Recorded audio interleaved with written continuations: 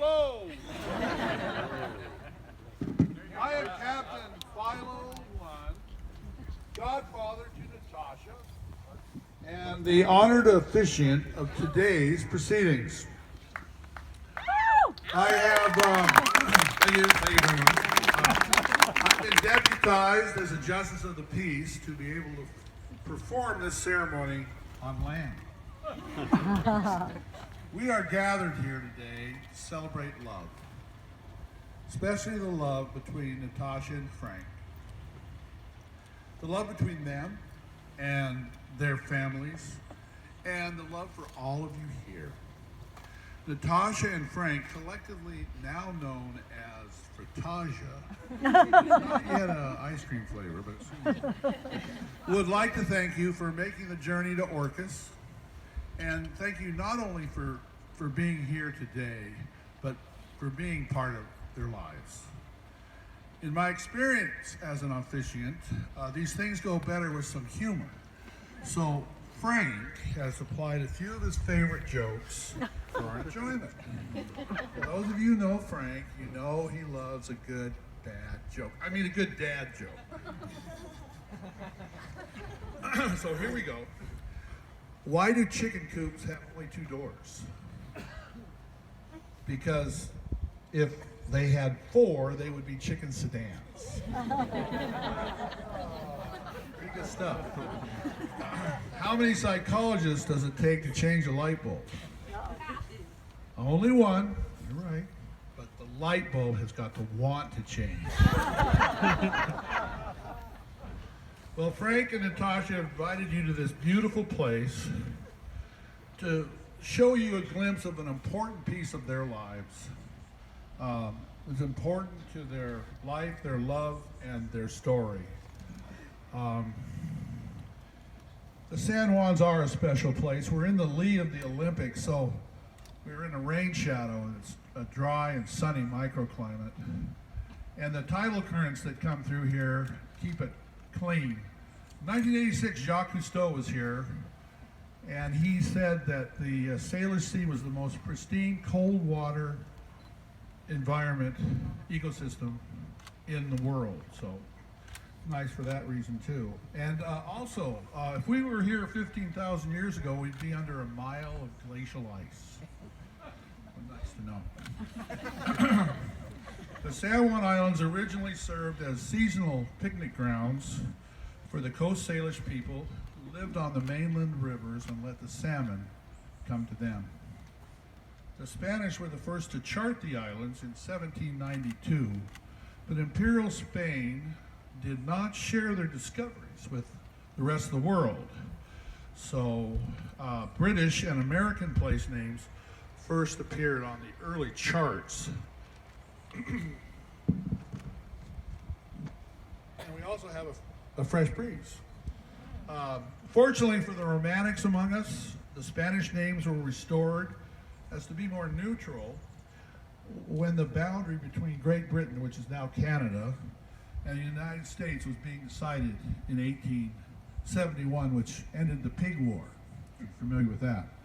You've been provided with some topographical maps of the island, and there's a lot of historical vignettes on that, including an essay of how Orcas got its name. Well, Natasza's family has been coming to these islands for years to work, to play, to sail, and they were bringing Frank along on some of these adventures. Frank, in particular, was drawn to the juncture of the mountains and the ocean. Natasza, for her part, really loves to watch the orca whales and has very fond memories of going out with Uncle Nick on his boat. The San Juan Islands represent their shared love for the outdoors.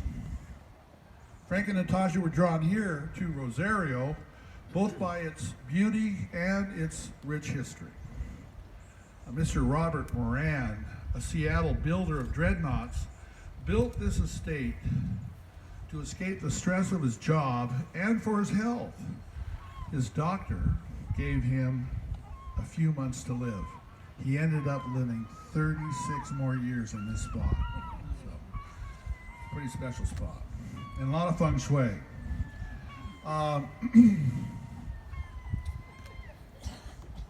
Mr. Moran later donated the land of the namesake park you all enjoyed yesterday in the rain. And he also traveled with John Muir, the great environmentalist, the father of the national parks, and he went on his Alaska adventures.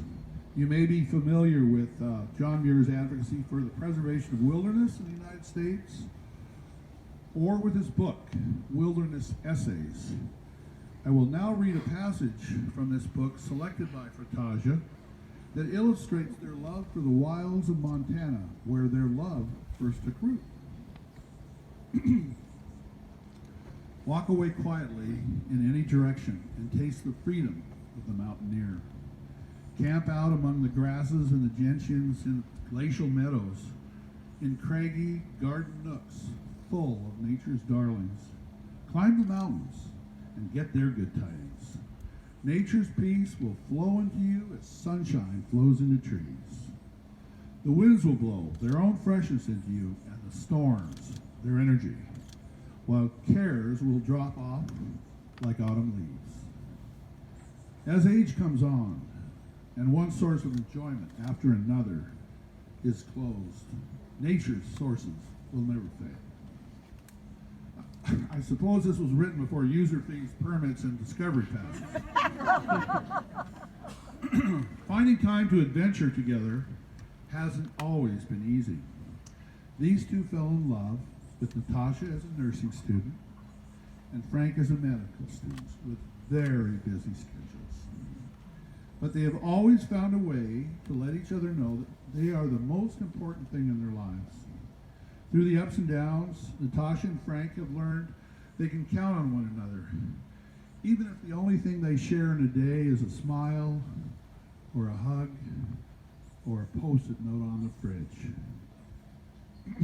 Learning to be together while being apart has been made easier by their motto, I love you, and everything else is gravy. To them, that means that the love between them and their families is the only thing that really truly matters in life, and everything else is secondary.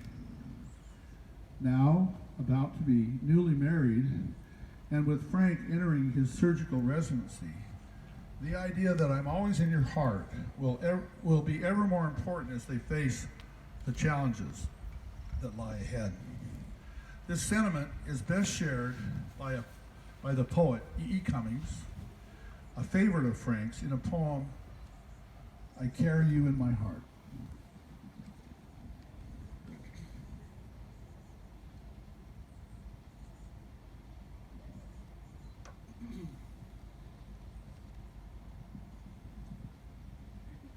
I carry your heart with me. I carry your heart with me. I carry it in my heart. I am never without it. Anywhere I go, you go, my dear. And whatever is done by only me is your doing, my darling. I fear no fate, for you are my fate, my sweet. I want no world, for beautiful, you are my world, my true. And you are whatever a moon has always meant, and whatever a sun will always sing. And here is the deepest secret nobody knows. Here is the root of the root, and the bud of the bud, and the sky of a tree called life, which grows higher than soul can hope or mind can hide. And this is the wonder that's keeping the stars apart. I carry your heart. I carry it in my heart.